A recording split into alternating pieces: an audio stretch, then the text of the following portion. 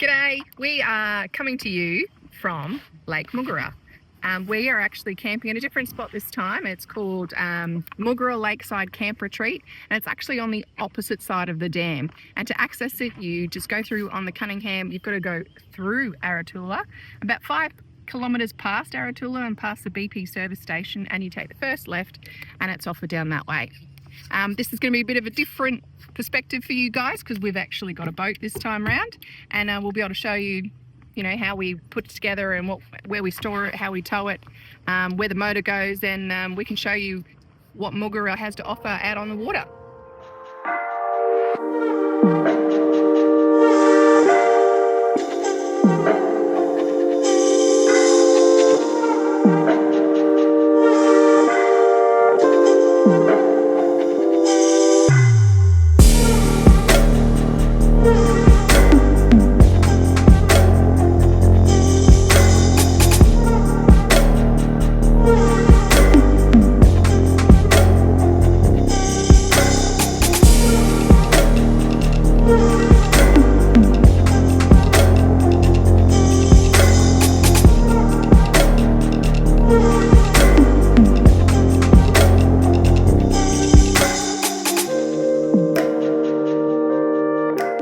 Alright, so this is our campsite. I reckon it's probably one of the best sites here on the property.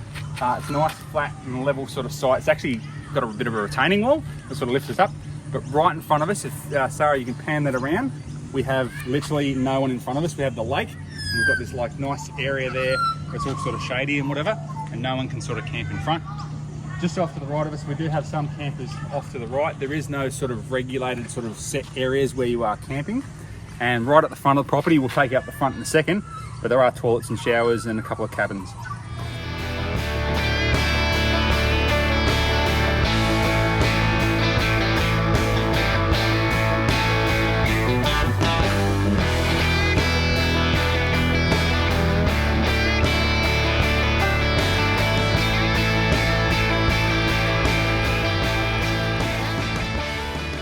Right, so the Bush Retreat actually have a bunch of dorms and stuff that you can actually rent for the weekend, and then during the week they actually rent them out to schools. So up here they've got like a camp sort of kitchen, and they've got a big toilet block and laundry, and then all these other dorms that you can sort of rent. It doesn't look like they've got any sort of kitchens or anything in them. You've got to sort of bring your own, but actually it's looks pretty good.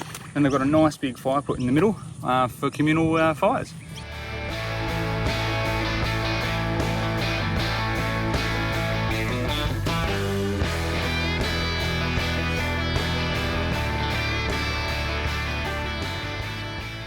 So just over there is Lake Moogerah Caravan Park. So we've done a couple of reviews on them, so check them out just on the link up here. We actually really love that sort of that place. It's such a tranquil sort of place, and you've got this beautiful outlook of Lake Moogerah and the hills and the mountains and everything in the background. Anyway, in relationship to where we're actually camped directly across the other side of the lake, and we'll show you where it is. But what we're going to also do is take you over and show you this little canyon over there, which is a perfect little swimming spot, especially on a beautiful hot summer's day. We were here last time. Here's where we got our photo. So this is the Moogerah Dam wall just behind me here, and as you can see, she's pretty full. I'm going to say maybe around 95% full, maybe a bit more, I'm not sure. But we're about probably less than a metre off the spillway over there to the far corner, and it's pretty spectacular to get up and close and check this out, especially when we are spilling over. Also off to the left here up on the hill is a really great playground for the kids to burn off some energy and some steam, and there's a great little cafe coffee shop up there as well.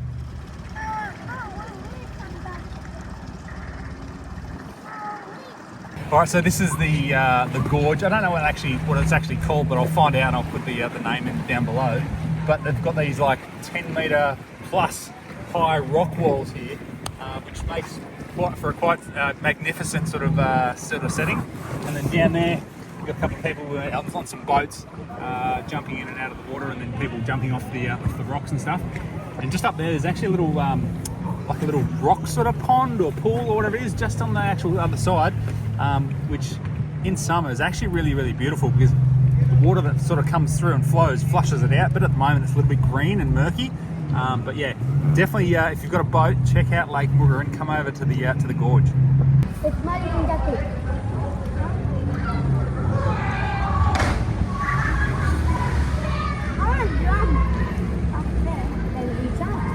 All right, babe, would you get in there?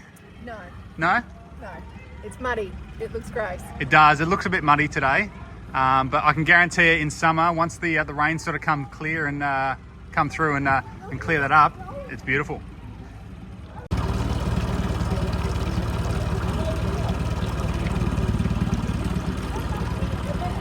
All right, so I thought I'd give you a quick rundown on our little boat. So it's a 3.8 metre Adventure Shark catamaran. It's an inflatable boat. It weighs about 40 odd kilos thereabouts, and we've got it powered by a little Yamaha 4-stroke 15 horsepower. You can actually fit a 20 on these, and it gets along pretty damn well. Now, the reason why we went for an inflatable boat over a rooftop tinny is purely to fit in with our current setup. I didn't really want a rooftop tinny sitting on top of the roof and just creating extra fuel consumption, all that type of thing, because we are going away on our lap in 2025. So we can't wait to sort of get out there and go fishing and swimming and all those types of things. And just having a boat on our adventures is just going to open up a different or another world of opportunities that we can get out and sort of explore. All right, so one of the benefits of having one of these inflatable catamarans is the stability. So right now we've only got 2 people on board. However, I can move over to Lachlan's side of the actual boat. So we can see Lockie over there. And this doesn't move. It's so super stable in the water. And when it actually cuts through the water, it's actually really, really good. Now, comparison, if you had a V-shaped sort of hull, they do get quite a bit of a rock on. You've got to distribute your weight pretty evenly, whereas these catamarans really do give you that stability. Now, what do you like about it, Lockie? What do you like about the boat? It's really stable. Yeah, it's really stable, yeah? And you can run and jump off here. You can run and drop, yeah, that's right. So at the front here, you've got this nice little sort of flat section, so it makes it easier to sort of jump off, but also get back on. So that's an absolute bonus. Anyway, what we'll do now is we're going to go for a bit more of a rip while Mum and Ollie aren't on board, and go and explore Lake Moogerah.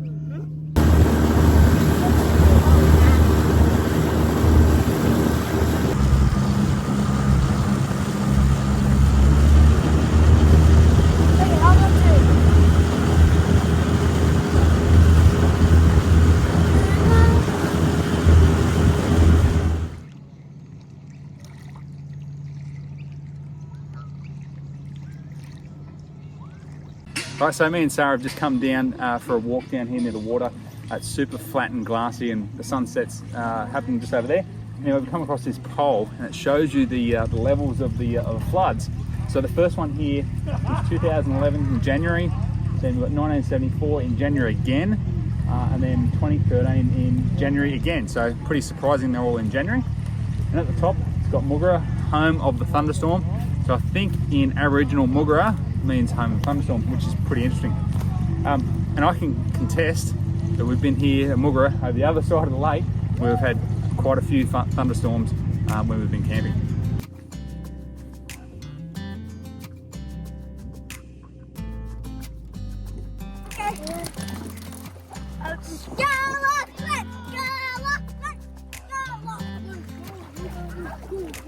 I think I'm Hurry up. going like this.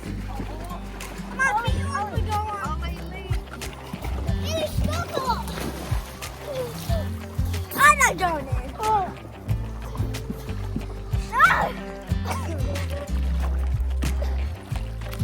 Yep. 3, 4, 5. Wait, this is actually pretty good. Oh my god. That sounds good. I can't move. Ollie, you'll be alright. Give up first. How is it, babe? The water is beautiful. It's really, really nice. It's not cold, it's not hot. But it's like a cool. It's refreshing.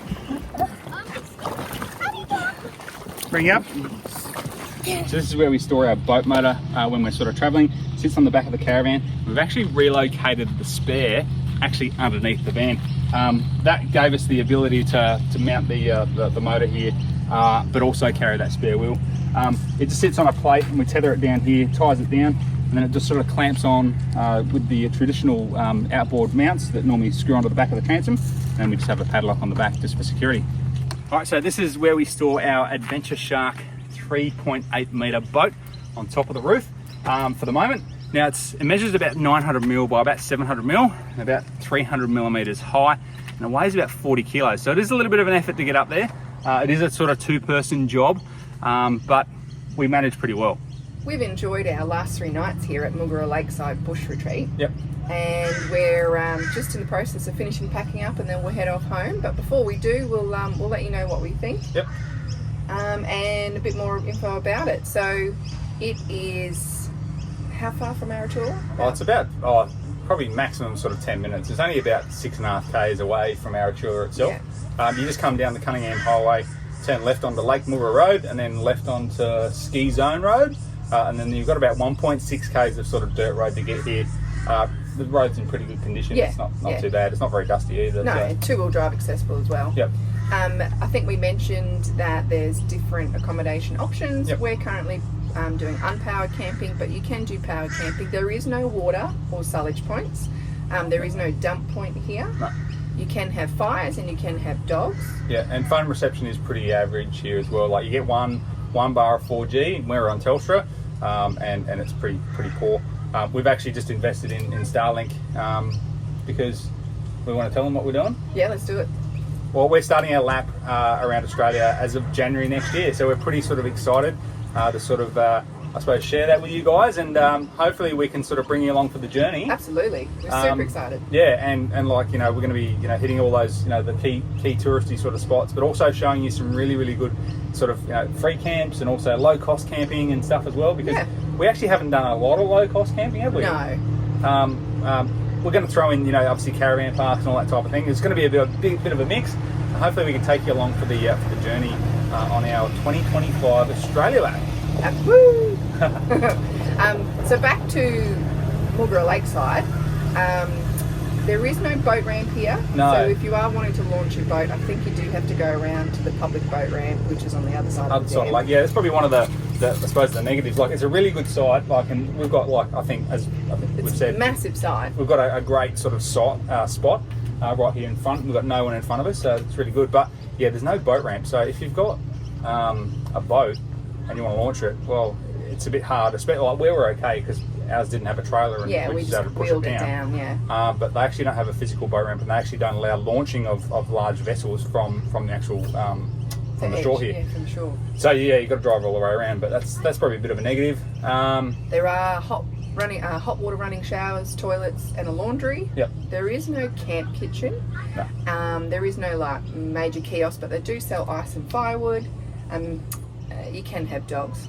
Yep. Which is why we decided we'd give this place a go rather than the other side where we normally go, the Moogerah campgrounds, because you can't take your dog. Yep. And I have been impressed. I have enjoyed it. It is really quite a peaceful, quiet place. There's not that many campers here. No, it's very family orientated. Yeah, I was about to say this. It's very family orientated. Like lots of families, and it's very quiet. Come to 8 o'clock at night, the campground is dead. It's very quiet. So locally, you've got, as Adam mentioned, we're close to Aratula. So if you need fuel, there's several fuel shops that way. There's also there's a nice bakery and hotel. There's a bakery. Aratula bakery. Yeah. You can get hit the bottle there at the pub, and I believe at the pub motel there is a dump point, and you can stay there overnight. Yeah, I think it's a restaurant. Yeah, it's either free or very low cost. Yeah.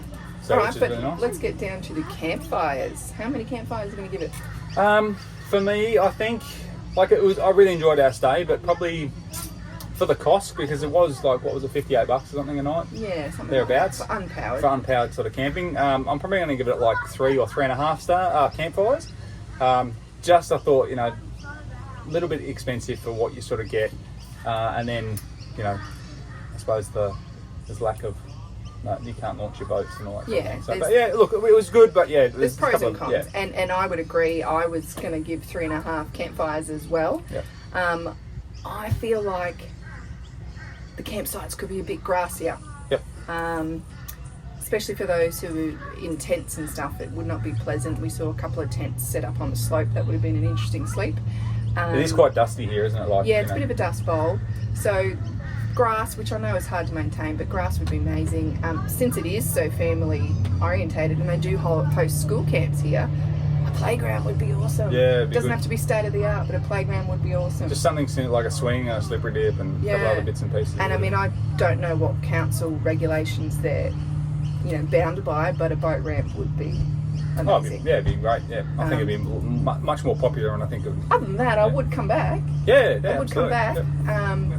But yeah, so that's what we think. And until next time. Yeah. Well, until next time. Look, make sure you subscribe, like the video, and all that type of good stuff. It really helps the channel out.